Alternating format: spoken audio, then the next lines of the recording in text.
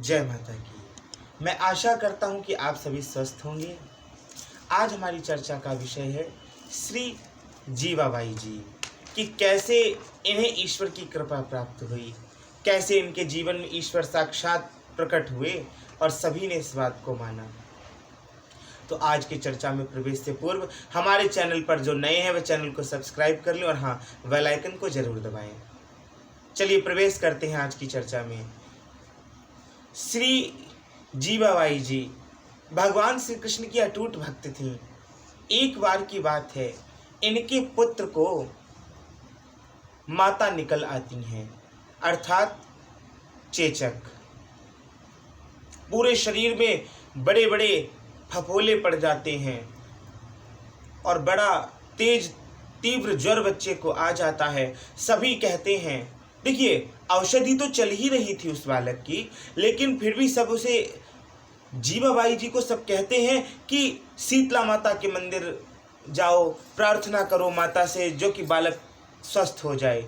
जीवाबाई जी ने किसी की भी नहीं मानी, क्योंकि वह निरंतर भगवान श्री कृष्ण के चिंतन में डूबी रहती थी।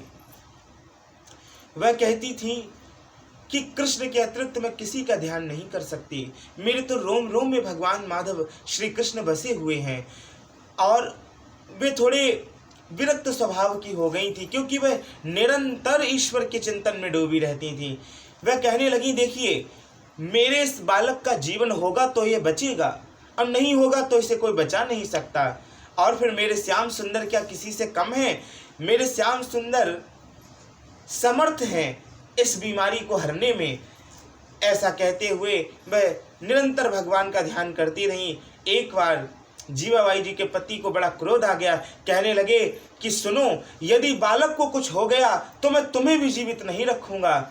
तो वे कहती हैं, तो और भी अच्छी बात है, मेरा तो वैसे भी इस संसार में मन नहीं लगता, बालक नहीं रहेगा तो मेरी भी कोई चिंता नहीं, मैं भी नहीं रहूंगी। ठीक वैसा ही हुआ। कुछ दिन बाद बीमारी से लड़ते लड़ते बालक का प्राणांत हो गया। बालक के प्राण उस शरीर से निकल गए, बालक मृत हो गया। तो यह बिल्कुल भी दुखी नहीं हुई जीवाबाई जी। चिता बनाई गई तो ये बालक को गोद में लेकर उस चिता पर बैठ गई और अपने श्री कृष्ण का ध्यान करने लगी। तब भगवान ने सोचा, कैसी कैसी विरला भक्त है ये, हमारी विलक्षण भक्ति है इसकी, कि बिल्कुल उदासीन, कुछ मांगना ही नहीं है ईश्वर से, कुछ कहना ही नहीं है ईश्वर से, कोई भाव ही प्रकट नहीं कर रही है। तब ऐसी भक्त के लिए भगवान वहां साक्षात प्रकट हो गए और गोदी के मृत बालक को जीवित कर दिया। तब जीवाबाई जी को साक्षात मोक्ष प्राप्त हुई और सभी ने इस चमत्कार को उस समय देखा और माना। देखिए जीवाबाई जी की भक्ति वास्तव में अटूट थी, अनन्य भक्ति थी। जो किसी अन्य के आगे झुकेगा ही नहीं, वही तो अनन्य है।